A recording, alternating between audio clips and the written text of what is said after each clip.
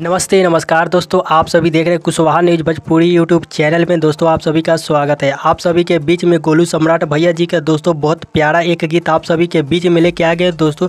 जिस सॉन्ग का बोल रखा गया है कोई डांस लिखवा ला बन जैबू स्टार। जी हाँ दोस्त, सॉन्ग का बोल रखा गया है जो कि आप हमारे स्क्रीन पे पोस्टर देख रहे हैं। तो आप सभी को इसी सॉन्ग के बारे में इस वीडियो में बात करेंगे कि दोस्तों इस गीत को आप सभी के बीच में कब रिलीज किया जा रहा है, जो कि बहुत काफ़ी प्यारा और हाई लेवल का जो कि गीत आप सभी के बीच में जो कि कोयरान मैटर पे सॉन्ग आ रहा था। आप भी कोयरान मैटर जो कि आप भी कुशवाहा के फैंस हैं तो जरूर इस गाने को सुन सकते हैं। प्यार आशीर्वाद इसी तरह देते रहिए। जो कि गोलू सम्राट भैया का दोस्तों इस गीत को आप सभी के बीच में सुनने को मिलेगा। ऑडियो सॉन्ग के माध्यम से इस गीत को रिलीज किया जा रहा था। आप सभी इस गाने को सुनने के लिए तैयार रहिएगा। जो कि दोस्तों इतना काफ़ी बवाल का जो कि तहलका मचा रखने के लिए जो कि आ रहा है, तो आप सभी को सुनने को मिलेगा।